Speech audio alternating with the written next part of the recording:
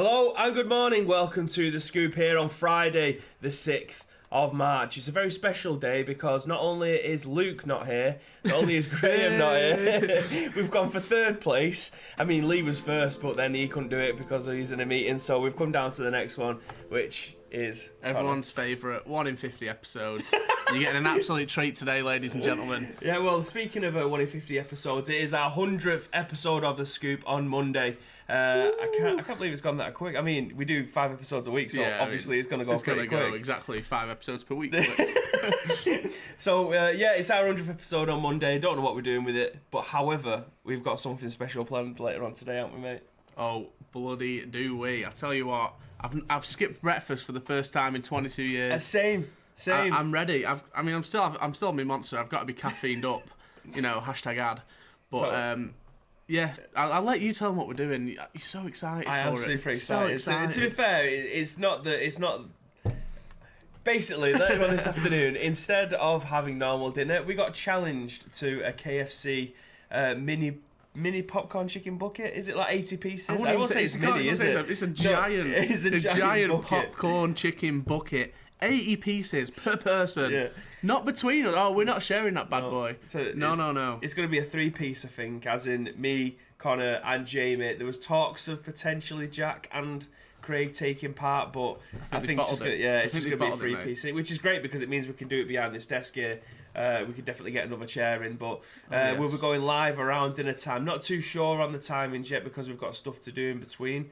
But do feel free to go into our Ice Cream Uploads Twitter account, follow us on there, and you'll be able to be notified when we do eventually go live. I can see that Pirate's in the chat. He said hello to you, mate, and he's now hosting us as well. Very much appreciate that. This is started off with the show, but then got excited about chicken and went on about KFC. Well, I mean, chicken takes precedent, doesn't it? Absolutely. Sod the scoop. Scoop is small fry compared to the 80 bucket challenge. You know what I mean? Well, it'll be big fry later on with 3 of them big buckets coming out there. But this is the Scoop. This is the #1 video games podcast in the UK, self-proclaimed. There's no one's in the chat arguing with us about it. Exactly. We are going to say exactly, mate. So we are #1 video games podcast. We come to you live every single weekday at 10 a.m. to give you all the video game news that we find in the morning. I think probably set you up for the day if you are listening to this live. If you're listening to this on the way home in your car later on, there is 4 different ways to be able to do that, which is Spotify, iTunes, Google Play and SoundCloud. But not to mention, we are also available on video on demand on Twitch straight after this finishes and about an hour later on YouTube as well. So you've got many different ways to see our 2 beautiful faces. Yeah, I mean, when Conor O'Boyle's on the episode, you watch it video on demand. View spikes. Exactly. Probably a couple of thousand views, easy already. Easy dubs, mate. Easy. Dubs. We're on. This number here says we're on 8 viewers, but I mean, they probably missed a few zeros off that. I think. It's a glitch, mate. It's Twitch being Twitch. But you know. So obviously it's been about 50 episodes since you've been back on.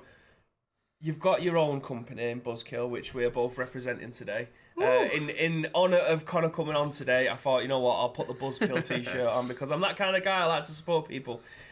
So let the people, because it's been a while, so let the people know what it is exactly. Not that you do here, because no one gives a fuck about that. No. But what you do away from Ice Cream Uploads, because it is quite a big thing, really. It's getting there. So obviously I run Buzzkill Esports, as you can see. We're like an esports organisation. We have different teams, different content creators. I like to think of us as a little miniature version of 100 Thieves.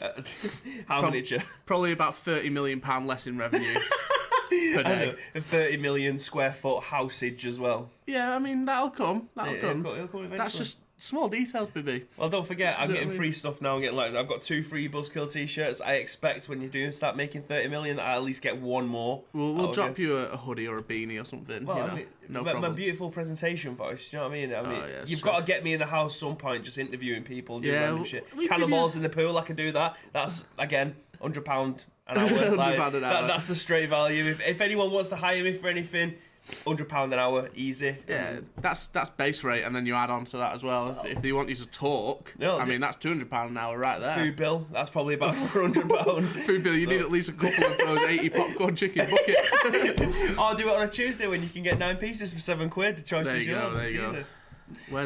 That's an awkward chat. That is. Pirate. I mean, it was his birthday on Tuesday. I hope you enjoyed your present, by the way, because I wasn't too sure what to get you, so I went for dark spiced rum.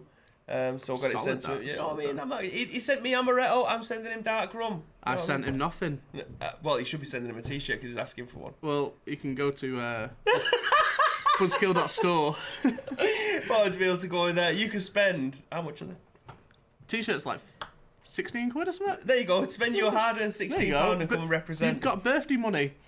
Birthday money. Use your birthday money. Yeah, I mean, he's just turned 21, so wow. I don't know. That's a big birthday, that. Yeah, it is a big You could birthday. buy 2 or 3 shirts. Why not? Or a hoodie. Why not? I mean, he's got ice cream uploads hoodies. You know what I mean? He's up to his teeth in ice cream jerseys. I've just realised as well, looking at that, I haven't put the scoop on the wall. However, it's branded, and it's still branded. It's still ice cream uploads. But anyway, we've got news for you. We've got 4 different news articles today. It is. I don't understand why at the moment. I can kind of understand because this fucking coronavirus is just wiping every single news element that there is out there.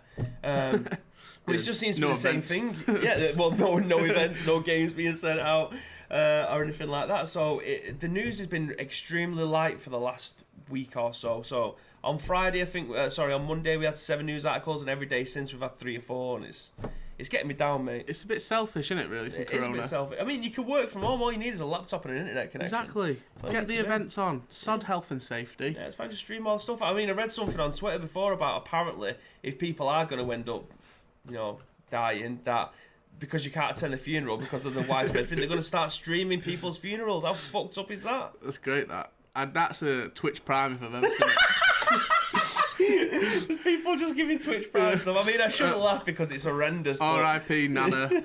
Drop the Twitch Prime. Just to get, what's Dad, it called? you were the best. The minister at the front, and he just goes, "Thank you. We've got to be in your for your £5 donation. That'll go towards the church roof being remade." But again, it's not nothing to laugh at. It's just the context around it. I mean, like Sky will start selling that. Absolutely, mate. It'll be on Now TV. It'd be like ridiculous. That Fury fight on at 10 p.m. Couple of funerals on at 11 on the undercard. You know what I mean, for the next fight. What's going on? Who's live streaming that? I know, it's going mad. Just don't go to it. It's the BBC that put that out as well. It's like, fucking hell, guys. What am I giving you a TV licence for if I'm not going to get it for free?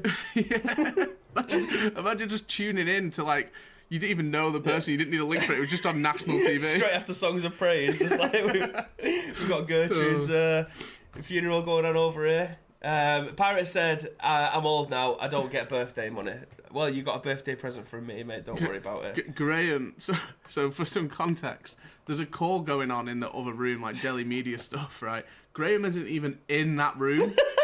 Graham is watching. With us on mute, he can hear us through the phone call that is going on in that room. You can hear Bibby laughing. I can't help it, do you know what I mean? Sometimes, if you've got a laugh, I mean... I sometimes I can't stand my own laugh because I can't laugh quietly. If I do, I'm just like a Nokia 3310 on the table, mate. I'm just vibrating, you know what I mean? I can't control myself. But one of them things, it just comes out dead loud. Like, it's like a Ricky Gervais laugh, do you know what I mean? Yeah, like, his is like proper high pitch. And I think mine's just underneath it. But if I find something funny... Once you get into full flow as well, there's no stopping you. That's the thing. The other day, that fart that went into third gear. Was you actually in with that? I wasn't in. Oh, mate. I was crying. Like, I was sat there at my desk, like, with my head on the desk, just crying my eyes out. It was amazing. But yeah, I mean, you're here for the video game news. It's been about 10 minutes. We're talking about farting, KFC, and the fact that we're wearing Buzzkill t-shirts and today. And that's it for the scoop. It's been a great episode, ladies and gents. Thank you very much. You said you wanted to take this first one. So, do you know what, mate? Just for you, let's get you on the first one. After you've stopped coughing on the face. Coronavirus there. Ordering KFC. There we go, Bacon Cheese. Good morning, pal. So, let's get right into the news.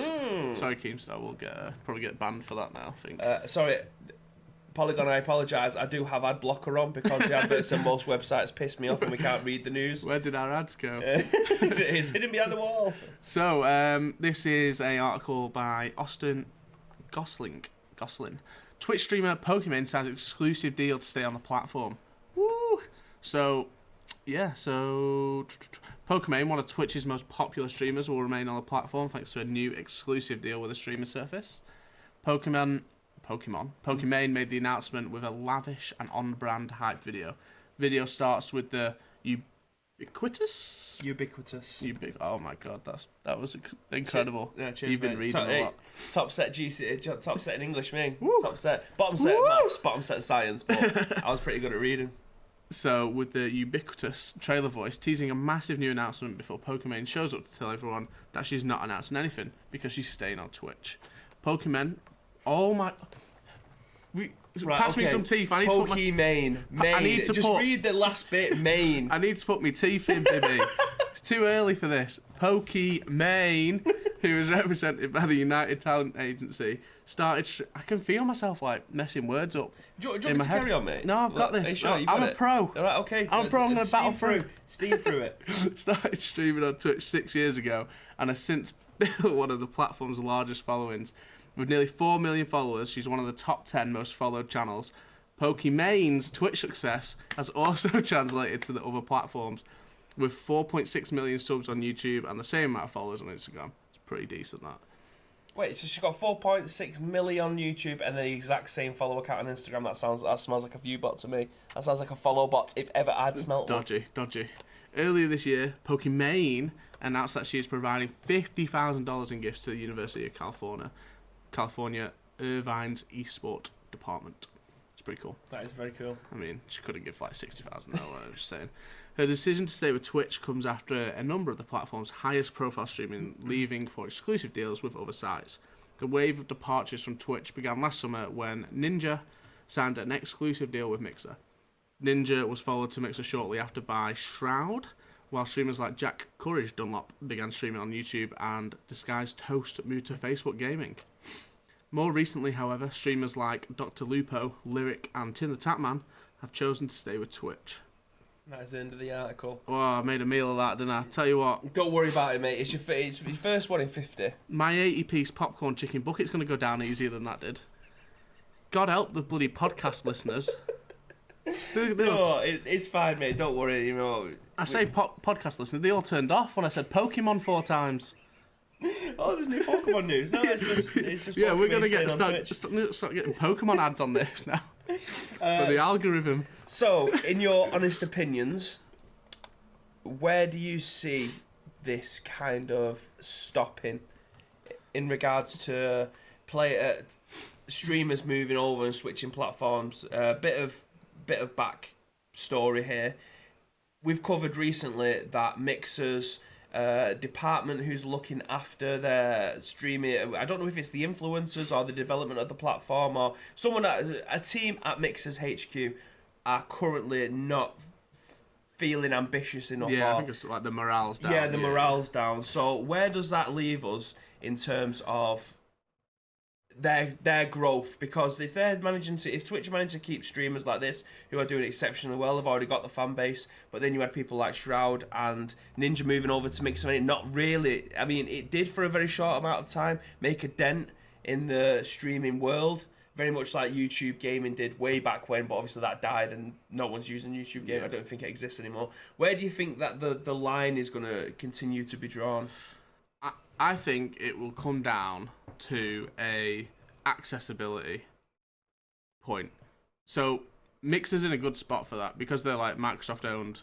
That can be like so easy for everyone who has an Xbox to pick up, go, stream. Mm-hmm. Whereas Twitch, because they're not owned by they don't have their own sort of hardware to put it out on, they have to rely on people like Sony, like PlayStation, Xbox. Well, Xbox won't do it now because of Mixer. Yeah.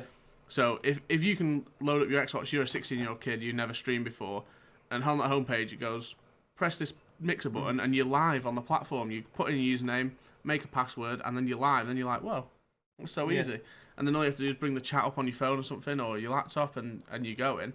I think that will be the play. I think the influencers and stuff will be obviously important for viewership and stuff, but in terms of actually getting people streaming on the platform, I think it'll be how easy it is to just pick up and go without having to because Twitch, you have to get OBS. Absolutely. You have to realistically on the PlayStation you don't have to as well. It's just as simple on the PlayStation as it is to press share, go live on Twitch or YouTube. I'm sure there's a third one, but I can't remember what it is. There was Twitch, YouTube, and then is it like Ustream or something like that? One that I'd never even heard of before. Yeah. So if that's the three that are over there, surely you'd want to go to Twitch. I mean, even if Mixer was allowed to be on the PlayStation, I still think Twitch is much more of a bigger appeal than the likes of Mixer. So you had people like Ninja and Shroud who had an insane amount of people that watched them on Twitch because it was all under one roof. Ninja was arguably, at the time of him moving over to Twitch, the face of Twitch. Yeah. I don't think there was people who was close to him, but in terms of popularity and the entire demographic of people from 6 to 36, shall we say, are all watching him. He was on that upward peak, wasn't he, as Absolutely. well? That's so that's why they paid the big bucks to move him over. But in terms of people watching Mixer still, I don't think it's kicked on with the viewership that they was intending to get with these big signings that are moved over. For sure. I think like what'll be sort of important as well is that it'll, because there's so much competition now, like I know YouTube are gonna like really focus on their live system. Yeah. You got Mixer, you got Facebook Gaming trying to do it as well.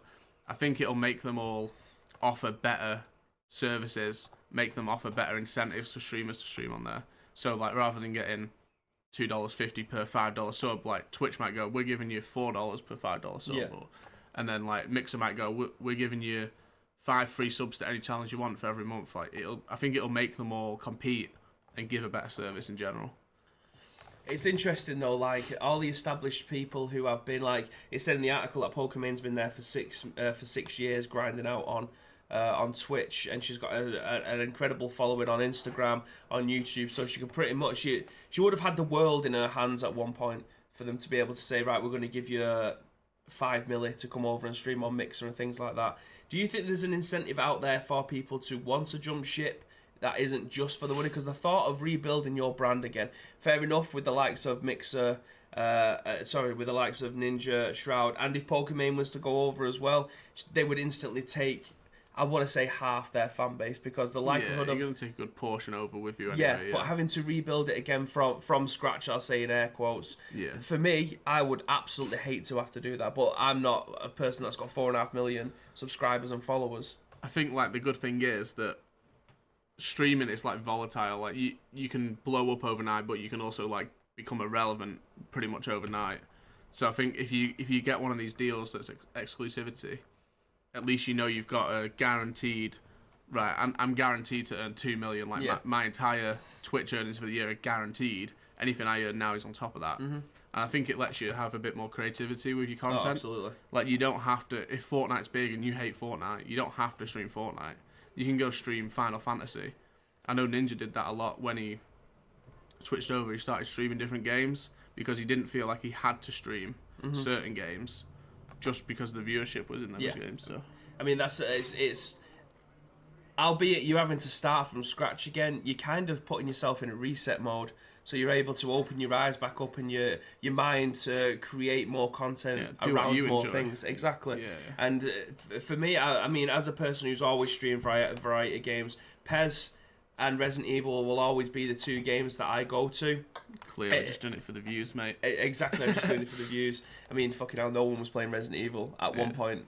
And no one was playing PES either. Do you know what I mean? We're in the PES. I'm in the PES community, and the amount of people that was streaming the game was so few, but there was still a lot of people that was watching it and getting involved with it, which is perfect. But hopefully, we'll start to see that going up or sooner or later around PES because of certain things that are happening. As it stands, I don't want to comment on it now because eventually it's going to start to evolve and get a little bit bigger, and it'll make this outdated pretty much instantly. But if you have been around the PES scene in like the last 2 days, then I'm fairly certain that you'll know that a few FIFA players have jumped over to PES. The viewership's gone right through the roof, which is absolutely perfect for the people who stream that game 4 or 5 days a week.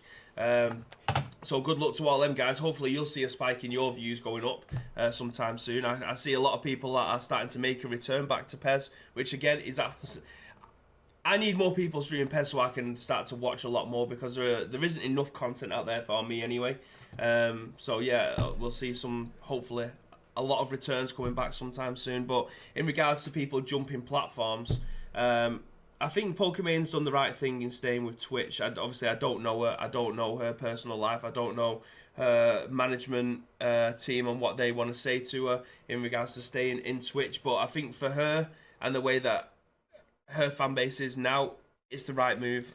It's the same with Dr. Disrespect as well. He hasn't been given so as far as I'm aware, hasn't been given a deal just yet to want to stay onto Twitch. But I think him moving anywhere else with the loyalty that Twitch have shown him over the last 2 years, considering the shit that's been going on around his streams. Like, I'm like probably number one Dr. Disrespect fan. I absolutely adore the guy, but he's been in the news for things that he probably shouldn't have been in the news for. But Twitch has shown an insane amount of loyalty to him.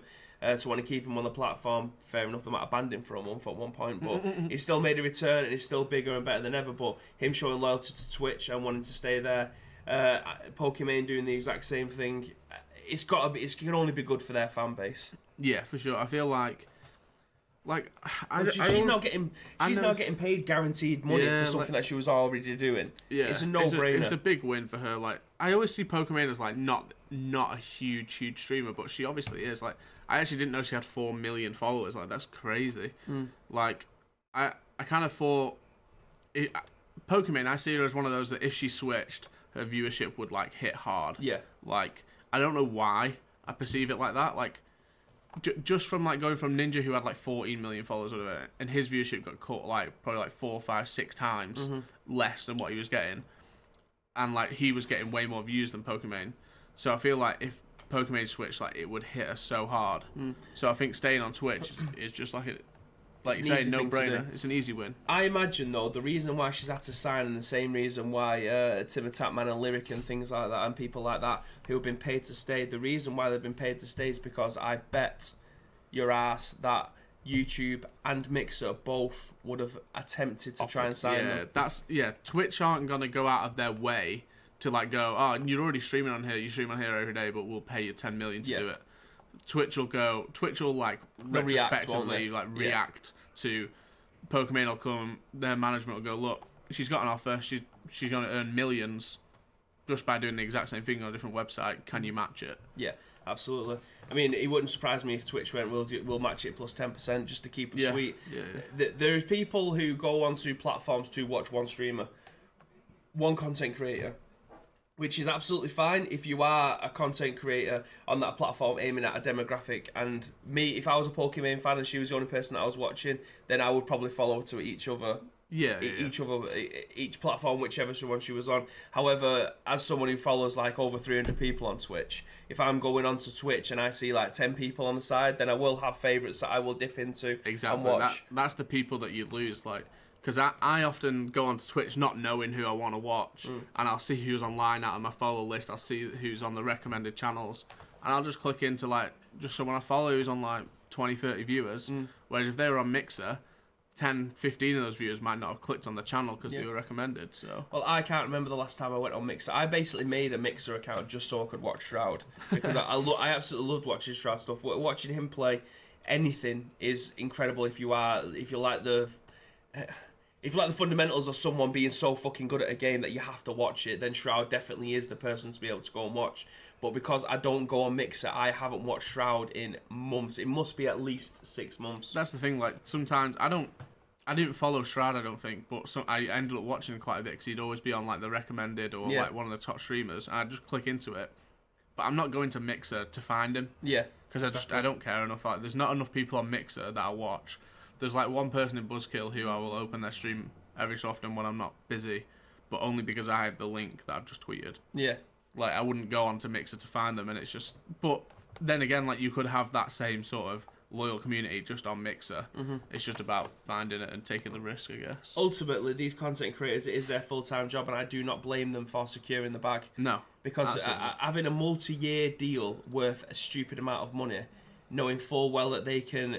One, live their life and not have to adhere to streaming 10 to 12 hours a day to make sure that they make enough money to not have to either get a second job or pay the bills to keep the likes and mics on, then I do not... I mean, if someone wanted to sponsor this, do you know what I mean, and paid us money to be able to keep the lights and mics on and be able to stream for 8 hours a day of quality content that we want to stream, then absolutely you'd want to secure the bag. Yeah. Pokimane, from my perspective, GG, you've secured the bag, you're doing exactly what you want to do, and there's going to be no repercussions, as far as I can tell, because your fan base is already there. I mean, Not that she's going to quote that on her Twitch or anything. She said, well, Bibi from Ice Cream Upload said. She's not going to give a shit. But from the outside looking in, these deals are going to start to happen a lot more, with more and more streamers becoming overnight personalities, shall we say.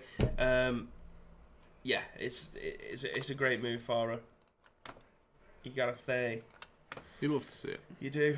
Okay, so we've got 3 more news articles left. Sorry, I just seen in the chat there, Fatman Dave. Apart from the money, you don't just jump the ship if it isn't sinking exactly. And Twitch is going from strength to strength in my eyes. We are Twitch partners, so it's not as if I'm limited to what I want to say, but Twitch is the number one. But we platform. have to say that, or else they will cancel the show. Sorry, Twitch. They've looked after us. So we've got no reason to want to give them any bad press. It's as simple as that. But if we hinted that Mixer had made an offer, come and save us. Mixer, and that's the conference. That's the conversation in there. We're on with YouTube and Mixer. Like I heard millions being thrown around. Millies. So Twitch, just drop us the check, and we'll stay, because we definitely weren't going to anyway. Sort of played our hand a bit early there, didn't we?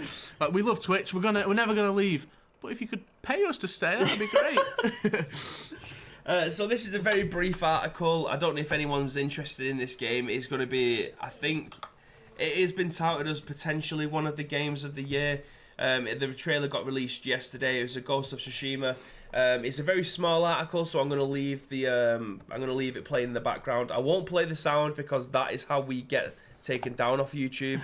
As we found out with the invitational stuff, I put it up again yesterday and it's been taken down again this morning, so I need to go back through and re-edit that.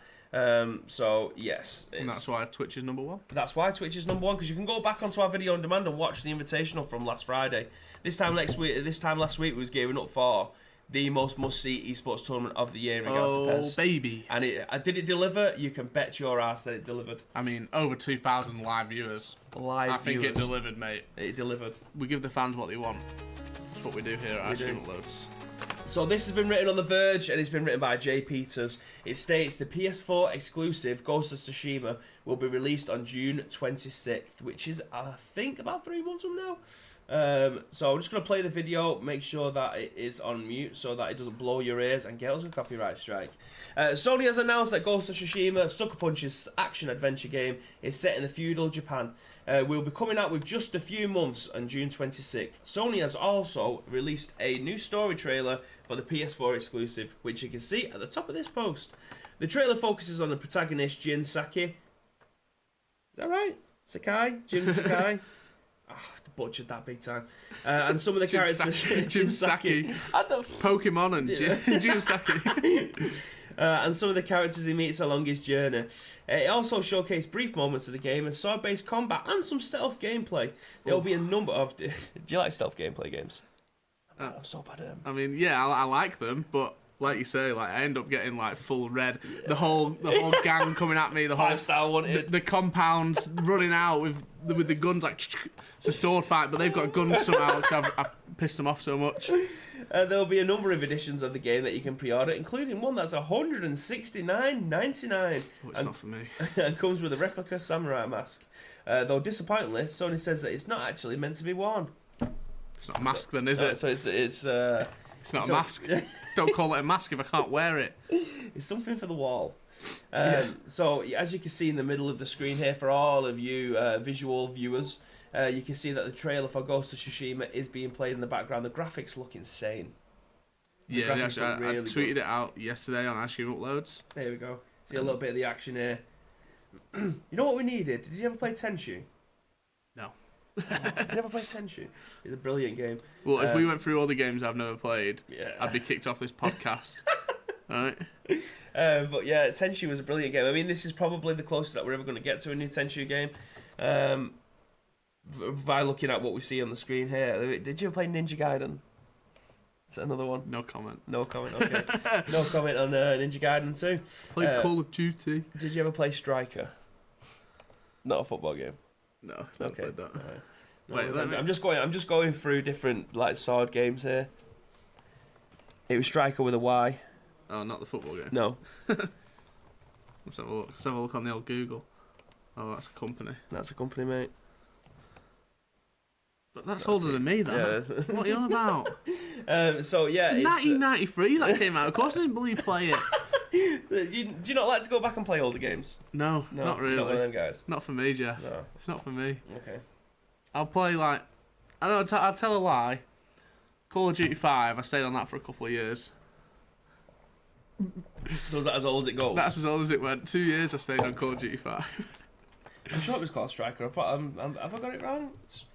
Striker PS4. It probably wasn't called Striker to be fair. Sword game. Like, I'm sure there's some people... No, actually, Ice Cream Lads have a pretty, like, retro chat / viewer base, I think. Like, everyone, especially in the team upstairs, like, everyone plays old games. I'm an odd one out. I play, like, Overwatch.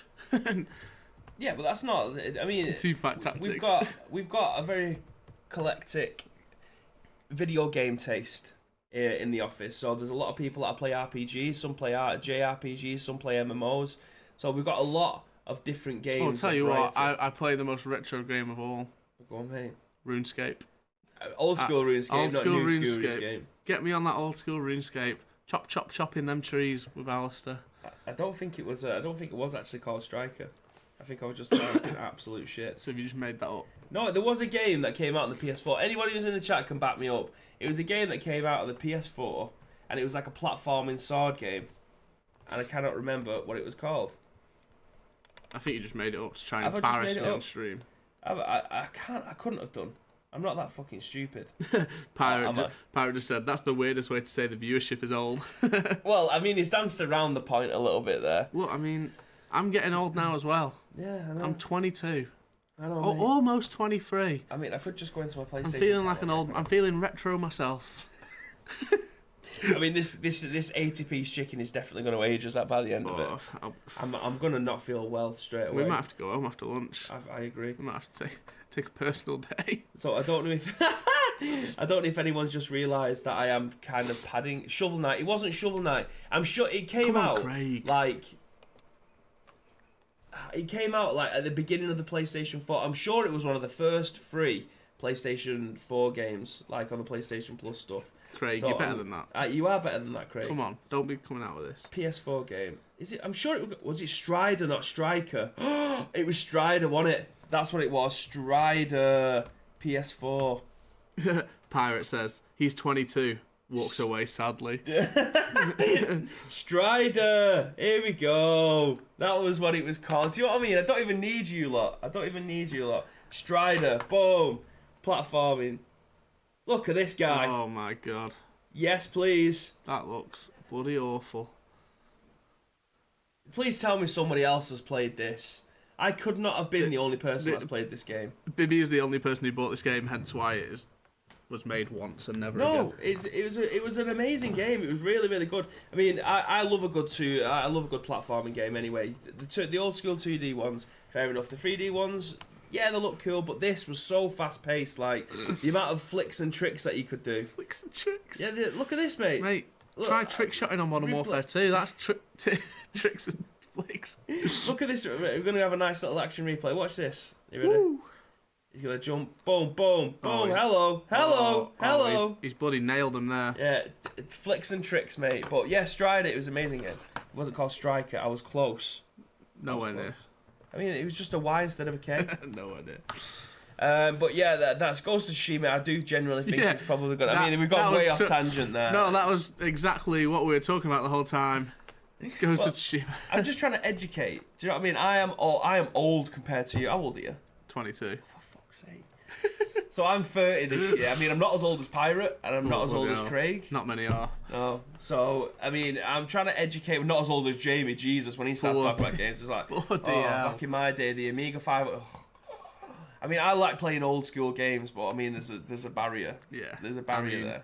Jamie's just taking it to a new level. Like, Jamie's on about bloody conkers up there in the office. He's just got conkers and a bit of vinegar just to try and add back in my day, we bloody played conkers at the schoolyard. I haven't said conkers in so long. That's Jamie's version of retro gaming. Oh, I do want a game of Conkers. I'll get that would make unreal ice cream content. I mean, Conkers tournament. Oh my god, I mean, this is a massive. I'm sure every time me and you have done this, it's just going down a massive rabbit hole. Oh yeah, it's an absolute write-off of an episode, but we give the fans what they want. Conkers. I don't even know how you spell it. Is it with a CK? Oh my god. Bibby is currently searching Twitch for Conkers. Someone's got to be playing Conkers Live and Reloaded. Oh, no way. Oh, we've got the monopoly. We'd be the only people on Twitch doing a Conkers tournament. Conkers VR. Conkers. No way. There's no one streaming Conkers. Oh, well, that's what we have to do. That's the next ICU Invitational. You know what the next... We get people into the studio. Get the Conkers out. Conkers. Get your Conkers out, baby. Conkers World Championship. There's got to be, oh my god, the World Conker Championship. Oh my god, right, okay. This is happening. Let's get it going.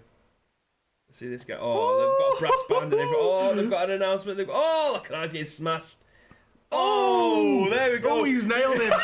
Oh, I tell you what, if you're watching this on podcast, you are getting nothing out of this. Let me tell you. Oh, he's bottled it. Oh, what an awful... Oh, how many shots is he getting? This guy's not even going back, is he? Oh, he's had that in vinegar all night, hasn't he? He's... Look at that one. He's got metal on the inside of that. It's a battery. Oh, he's whacked himself in the balls. I tell you what, if you're watching on the podcast services, get to YouTube, get to Twitch, search Ice Cream Uploads. You don't want to miss this. We've got Sir John Burkett. I mean, what's... is that ST? Saint. He's a Conkers Saint. He's a Conkers Saint. Oh my god, what a rabbit hole that we're going down here. Craig said, I don't even see Conkers anymore. Has global warming killed them off? Yeah, that's it. No, these bloody buggers at the World Championship are stealing them all. They're taking all the good ones. I mean, when your lad's old enough, Craig, then you've got a absolute... I mean, his first Conkers tournament, or just a 1v1, you've got to take him out. You've got to show him that Conkers aren't to be fucked with. Like, just absolutely just take... And don't let him win either. Absolutely nail him. No mercy. Just take him down. You'll have your Conker sat in vinegar all night. He'll just pick one up that's mouldy off the floor. Wally it. Oh, mate. It was smashing. Just watching it disintegrate and smash into pieces. It's a life lesson everyone needs to learn. It's a life lesson. That's the phrase I'm looking for. Get into our early doors. Easy. Right, so apart from the massive tangent that we've just managed to go down, do you want to read the next one, mate? You can pick whichever one you want. You can pick whichever one. Craig in the chat, just paint a pebble brown. Just decimate his Conker. That is unbelievable. You get a big boulder. Craig's there, like he's painted some lines on it. Like he just found it behind the tree. Oh, boom. Oh man. Oh, that is amazing. That. Right. So I'll take the. This one. This story. This one here. We're hiding it from the viewers, so we're going to see it in about 5 seconds. 4, 3, 2, 1. Boom. Oh, I forgot an ad. So, Pokemon. No, I cannot wait to hear you say the first word that's in this article. I cannot wait. Oof. Right, so E3 2020 problems continue as retail and production partners. I Am 8-Bit resign as creative director. Beluga Industry event, E3 2020. Was that right? That was good, that wasn't it? Do you know what, mate? I think that's probably as close as you're going to get. Yeah. So. Beluga Industry event, E3 2020 has just lost its key retail and production agency partner, I Am 8-Bit, as creative director. That's a yikes from me. Big yikes. The struggling annual video game showcase announced a partnership with I Am 8-Bit at the end of January, with intentions to reinvigorate the show, but just like one-time media partner Jeff Keighley. Jeff Keighley. Yeah. Just looked at it a bit weird. Jeff Keighley, I Am 8-Bit has abandoned E3 this year. Oof. That's rough. Like they only announced them 2 months ago. So with just over 3 months to go until E3 2020, and with very little clarity on what form the showcase is likely to take, the crisis at E3 and organizer, the ESA, continues to escalate. Yesterday, California announced a state of emergency due to the coronavirus, adding pressure to an event that has continued to lose partners and relationships over the last few years. In a year where 2 new home consoles are due to launch, Sony PlayStations have once again decided to avoid the event entirely, and the media is reluctant to rally support for E3 after the ESA leaked personal contact details for press, influencers, and analysts. Tell you what, Bibby. Do you know what? I would not want to be working at E3 right now. Do you know what, mate? Yeah, I mean, with all due respect, if you are part of the E3 world at the moment, I would 100% be putting my CV on Glassdoor. I'd be looking at LinkedIn. Like, this isn't going to get any better for you. We've said it quite a few times on this podcast. We do not think that this is going to go on for much longer. The coronavirus was a very good excuse for a lot of people to potentially pull out that wasn't willing to go in the first place. But the likes of Sony that didn't go last year, they didn't have any intention of going this year. Owning your marketing message in a year where your console is coming out is pivotal, and being pit against the rest of the video games community, whether or not it's a game that's coming out, a console, an accessory, or whatever, being put in a dogfight against those people to try and own your message for the day is an extremely expensive task and extremely tough to be able to do as well. So it's a twofold approach. Why would you want to be able to spend a shitload of money to potentially host your event there to not gain anything out of it? Now, 7 years ago when the PS4 came out, they did the world-renowned thing of how do you share a game? Here you go, this is how you share a game. To basically take the piss out of Xbox for apparently not being able to... all your games are going to be digital rather than it being physical. So PlayStation was like, fuck that. Yeah. My game's on a disc. If you want to share it with your friend, there you go, mate. So moments like that we're probably not going to see. Or we're going to see it from a PlayStation event. These companies now are either seeing the light, knowing full well that they would have to spend a stupid amount of money to host an event or have a stand there or have some kind of marketing message that means something to someone who's going to be at the event. Know full well that they're able to do that in-house. If you've got a good design team, if you've got a team that's very good at putting video production together, whether or not you've got sound engineers and stuff like that, it will cost you next to nothing to host it on your own platforms in your own house rather than taking everything with you to an event like this. Yeah. They have burned, as is stated at the bottom of this article, they have burned the people who made E3 in the first place, which is the fans, the press, and the people who are going to be promoting your game. If people like I Am 8-Bit are dropping out as well, I can honestly say that if E3 does not go ahead this year, nobody will miss it. And it's a horrible thing to say because it was one of the staples of the video game calendar. In my eyes, it was the staple of one of my calendar dates, to be able to go in, expect great video game news, have a good experience watching it online, which is, for me, I'm probably never going to be able to go to E3, so watching it online is a close second. I thought the same about Gamescom. I ended up going, it was an absolute blast. But the way that Gamescom go about their stuff is completely different, and it's a lot more consumer focused, which obviously helps because you're having the people who are, I'm going to come back and tell you my experience. Yeah. So it spreads like wildfire. I'm putting my thoughts out on Twitter, blah, blah, blah. Spreads like coronavirus. It spreads like coronavirus, mate. So the fact that they've had the coronavirus sticking about and it could potentially have been used as a lot of scapegoats for these companies to not want to go and spend the money or don't want to be a part of E3 because of their attitude towards releasing people's private information and costing an absolute fortune.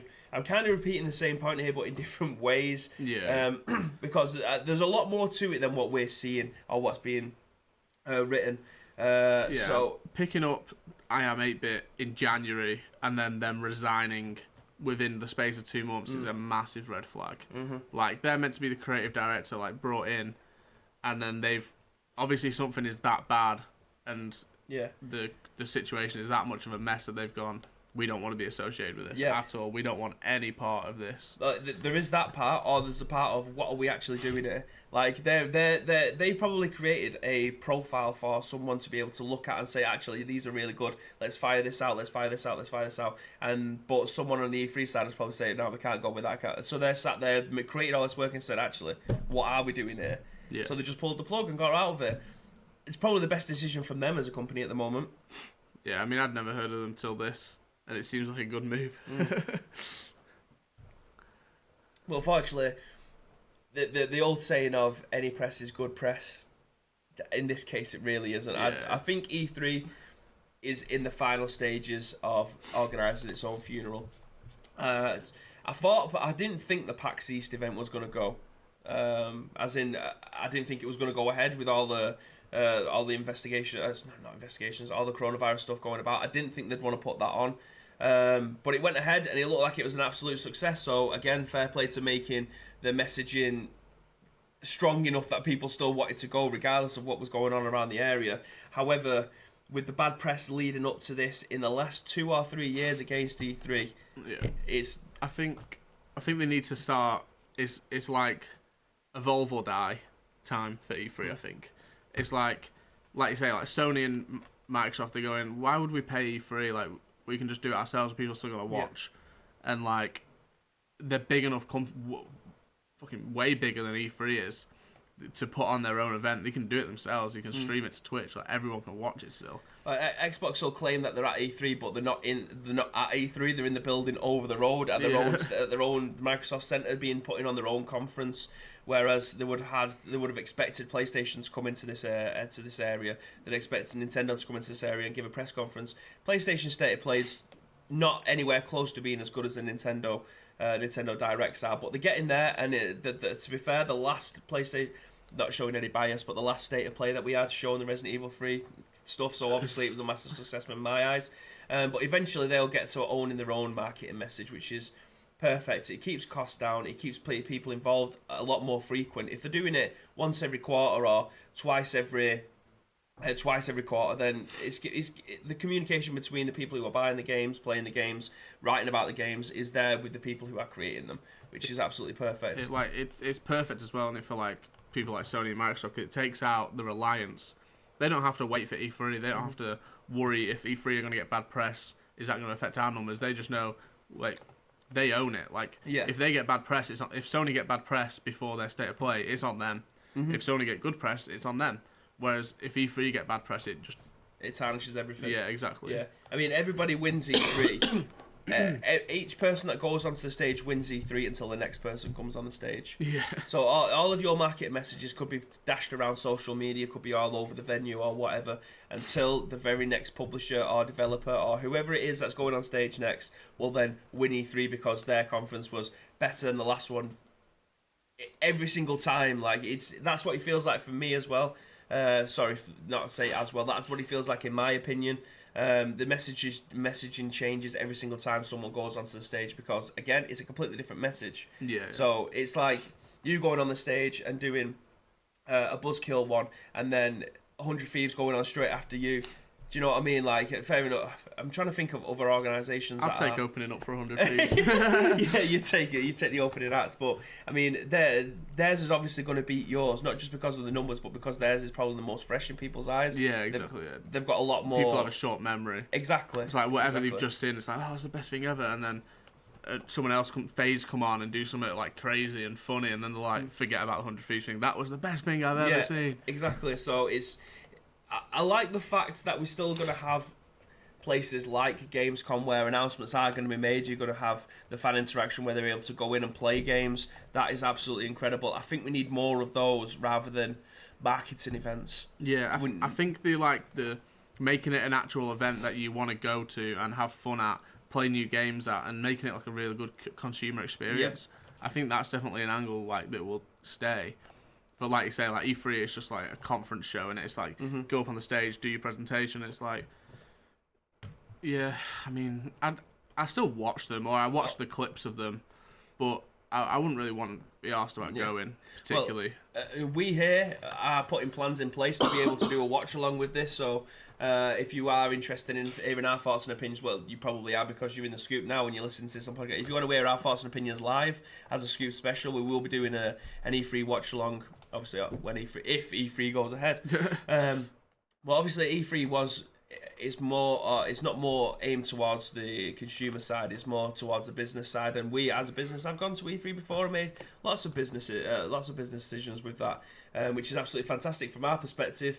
But as me speaking as a consumer, we need more of the consumer events because there's no reason why you can't go to these places to make business as well. So if you want to make it at Gamescom, Hideo Kojima opened the night, I think, with Jeff Keighley to show some Death Stranding stuff, which I wouldn't have expected coming from Gamescom. But again, it was my first Gamescom. I've obviously watched them before. But to hear, as we're getting off the plane, that Hideo Kojima is at the event putting on a show is phenomenal. But that's all the fans in front of him. So that's not just people, that's not just press. That's obviously fans as well being able to get involved with that, which is you've got to look after the people who want to buy your game, and having access to go and play your game, write about your game, go back and tell their friends about what they've played is the best way to get your game out there, in my opinion. Yeah. Not just. Or what we do is we go onto websites like this and take their opinions and then put our own on top of it. But we're taking our opinions based off of their experiences, which isn't always the best when someone could potentially write a biased article about what it is that they're experiencing. So yeah, if you have a news outlet that you trust and you want to get their opinions on it, then that's the best way to be able to digest your news. And that's just not for video gaming news. That's literally across the board when it comes to anything. If you've got someone who's very politically one-sided and you're not hearing the other side of the argument, chances are you're probably going to align yourself with their opinions somewhere down the line. So trying to find something that benefits you, like this podcast, the UK's #1 podcast, hearing our thoughts and opinions might influence yours, but believe me, it will be 100% honest when it comes to that kind of thing. Yeah, I mean, like, we can't say we're particularly unbiased because it is like an opinion show, but we do try and give both sides of the story for sure. Like we're saying E3 is sort of in like a dying stage, but when we're also saying that E3 could easily innovate, easily put on an amazing show, and they have put on amazing shows in the past. It's just that the current state, we gotta tell people what we think. Exactly. So it's not. I don't want E3 to die because, like I mentioned earlier on, it was one of the biggest dates in the calendar for me personally to get all my nerdy video game announcements, like to be able to go in and binge those kind of announcements and just bask in the day kind of thing. But realistically, last year we had Keanu Reeves come out with doing the breathtaking speech, which was, again, that was probably one of the biggest moments in the last 5 years when it comes down to E3 announcements. More of that, please, is pretty much what I'm saying. Yeah. You have the ability to change your own show. Just show the people who are going to be on your show that they are worth something more than the money that they're paying to speak about their game. Show them a bit of love, is what I'm saying. Yeah. Okay. Last story so that's our TED Talk done. We have one more news story for you. And it is video game news-based, but in a different kind of medium. Boom. This has been written by Matt Wales on Eurogamer. I've talked too much and not drank enough. So if I start to do some weird reflex thing, that's what I do. Start to, whatever. Ads, morning, mate. How you doing? Chernobyl creator Craig Mazin works on The Last of Us TV adaptation for HBO. Naughty Dog's Neil Druckmann is writing on it too. Craig Mazin, the creator behind HBO and Sky Atlantic's acclaimed Chernobyl television series, is working on a new adaptation of The Last of Us. According to The Hollywood Reporter, Naughty Dog's Neil Druckmann Sorry, I'm just trying to take my jacket off it. Just undressing. Getting caught under the wheel. I'll start again, sorry. Craig Mazin, the creator behind HBO Sky Atlantic acclaimed Chernobyl television series, is working on a new TV adaptation of The Last of Us. According to The Hollywood Reporter, Naughty Dog's Neil Druckmann will work with Mazin to write the adaptation for HBO, which is currently planned to be a full series, with Mazin also serving as the executive producer. The show, a co-production of Sony Pictures Television in association with PlayStation Products, will follow the events of the first Last of Us game, which was written by Druckmann, and charts Joel and Ellie's journey across the post-apocalyptic United States gripped by deadly pandemic. It may introduce elements of Naughty Dog's upcoming sequel too. In a statement released to coincide with today's news, Mazin said that Neil Druckmann is without question the finest storyteller working in the video games medium, and The Last of Us is his magnum opus. Getting a chance to adapt this breathtaking work of art has been a dream of mine for years, and I'm so honoured to do it in partnership with Neil. Druckmann, meanwhile, wrote the Chernobyl, Craig and HBO created a tense, harrowing, emotional masterpiece. I couldn't think of a better partners to bring the story to The Last of Us. Story of The Last of Us to life as a television show. The Last of Us isn't the only adaptation of a video game that Mazin is currently involved in. The Chernobyl creator has also written a script of Gearbox's upcoming Borderlands movie, which will now be helmed by Hostel director Eli Roth. Do you like Hostel films? Are those the like horror films? Yeah. I don't think I've ever watched a full one. I do like Eli Roth. He's a bit of. I'm sure he's done some of the Saw films as well, but in the politest way possible, one sick puppy when it comes to like there was one scene in I mean this is completely again what do you expect from this show, but there was one scene in Hostel where the cut, I think it's the Achilles on the back of your feet, so like like back of your calf. Yeah, so like the cut is so that the guy can't walk, but you see it split. Yikes. Yeah, it's disgusting, but the match made in heaven, I think, when it comes to this. Did you play The Last of Us? I've actually not. I'm so embarrassed by it. Did you? Please tell me you picked it up on that when it was on PlayStation Plus for free. You didn't, did you? For fuck's sake! Why are you on this show? Oh my god! I'm too busy to. I don't have time to play games anymore. Mate, this game came out like 6 years ago. It was on the PS3. I mean, people in the chat. I'm going to put a social poll out. Should we let this guy back in again? Right, I never had a PS3. I was an Xbox 360 man. That's why I didn't play it first time around. I've seen the remaster. I think I've got the remastered version on my PS4. I've just not played it. Play it. I don't play any games anymore. Okay, this is going to be the shortest segment in the world, right? Who do you reckon could play Joel? Oof, I don't know. Do you know what, right? When I look at that picture, I think 2000s Pierce Brosnan or like late 2000s Pierce Brosnan. What was he in with Jackie Chan? It was a film that I was in recently. He had a beard, grey hair. Oh, I can't remember what it's called. It was amazing. But him in that probably could have played Joel quite well. Please tell me you know what Pierce Brosnan is. Yeah. Oh, thank God for that. Come on. Yes, like that picture there. Yeah. Right, let me bring this picture up. I love Pierce Brosnan anyway. Pierce. That's a good shout from Craig in the chat. Hugh Jackman. Hugh Jackman, yes. That's a great shout. That is a fantastic shout. So yeah, anyone in the chat who you think could play him, here we go. You're not going to see him because our face is going to be in the way. So let me change the pip. Pierce Brosnan there. I think he would be great. Hugh Jackman surely has to be the shout. I agree. Yeah, based on that photo of the still on the thumbnail. Yeah, that's a good shout. What about Ellie then? The Last of Us, Ellie. Well, don't forget this is younger Ellie. Last of Us 1. Not like now Ellie. So this is young Ellie. Who do we think Jolly as Ellie? Oh, it's made to say Jolie, as in Angelina? I think she's way too old. Yeah, wait, isn't Ellie like a kid? Yeah, Ellie's a kid in the first one, yeah. Wow. So I'd be very interested to see who's going to be cast as these two characters because they have a lot of range within that game. I mean, I could talk to you about it, but... She looks like... I feel like 11 from Stranger Things could play her. Probably about the same age, too. I mean, like, Ellen Page, maybe many years ago, could have been able to play her. Oh. Like, many years ago, would have been able to play her. But... yeah, I'm looking forward to it because it is one of them. It is one of them gritty kind of games that would translate so well into a film or TV series. Yeah. I'll probably watch the TV show. Did you watch the Witcher one? Yeah, did you play The Witcher? The Witcher, I think I said to you, I'd wanted to play that for years and just never found the time. Watched the TV show and then bought the game. So I'll probably do the same thing with this. Right. Okay. Graham's just put in there. You say Ellen Page. Now, I don't even need to open the article up to be able to see what it says there. In the tagline, Ellen Page says Naughty Dog ripped off her likeness.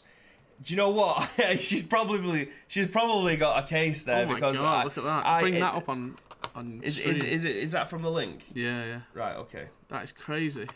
Let me go into the Twitch. It's so similar. Can you Slack me that? That'd be so much quicker than me logging into the chat bot. But yeah, it's like whenever I thought of Ellie in the game, I thought it could have potentially been mocapped. Do you know what I mean? It's that obvious. But it's interesting to. I can't wait to see what this says. I cannot wait to see what this says because I hope that she sued him. This article is more than 2 years old. Oh Christ. Oh crikey. So game frame. Change the pip. We're going back top right. Okay, so I did press F11, but it's not worked. That is the biggest advert I've ever seen in my life. Well, this is why, I mean, appallingly, I do use ad blocker, and I apologise for these websites that are... You're still getting the clicks, but not the revenue from it, but don't take the piss with your adverts. It's embarrassing. Especially on some browsers that just take a shit when you have them. To be honest, I don't think Ellie from Naughty Dog's The Last of Us looks all that much like actress Ellen Page. But a lot of people do. Eric. Scroll down, there's another photo down at the bottom as well, I think. Oh, is that just screenshots from the game? I think so, yeah. Oh, that's from Beyond Two Souls, I think. The update, I haven't played that, Beyond Two Souls. Kotaku has a comparison up there, definitely highlights the resemblance between the two more. Yeah, I mean, as soon as they're playing the game originally, it was like, you thought it had been mocapped by you. Yeah. But yeah, it's interesting that she probably could have played that role. I mean, if there was to make a second one, she could potentially get away with it because she's a lot older in the second game. But Baby Ellie, I'm not too sure, like, this is going to take... I'm not even going to say it, actually. I'm not even going to say it because this is going to get taken the complete wrong way. It's not anything weird, but, like... I'm not up to date with the good child actors that are around at the moment, so I couldn't actually begin to give you an idea. Who's that? That's a great shout. That's him from Game of Thrones. Yeah, and she is from... What the fuck is she called? Ashley Johnson. Yes. I don't know who. But have I seen her in Orphan? Was she in Orphan? Ashley Johnson. Orphan. That was a cracking film. This is just... The Scoop, that's definitely not her. The UK's #1 film podcast. I mean, we did actually say at some point we'd actually, go into a film one. Ashley Johnson is Ellie's V. Okay. Right, so... I'll just type in Orphan. That'll be easy. Orphan film. Orphan film. Just type in Orphan. Honestly, if you've not seen this film, watch it. It's amazing. I did not know that Leonardo DiCaprio produced it. That's interesting. I mean, this is, again, what do you come to expect when you come to this show? It's a rabbit hole of rabbit holes. So this is an episode you want to be watching on video. Oh, absolutely. On demand, absolutely. I can't remember what she called. It's called Esther. Isabella. Yes, that's it. Isabella Furman. So, again, I'll just bring this up on screen. I can't believe she's only 23 now. Like, if you've not watched Orphan, go and watch it. It's a fantastic film. But she could definitely play older Ellie. 100%. 100%.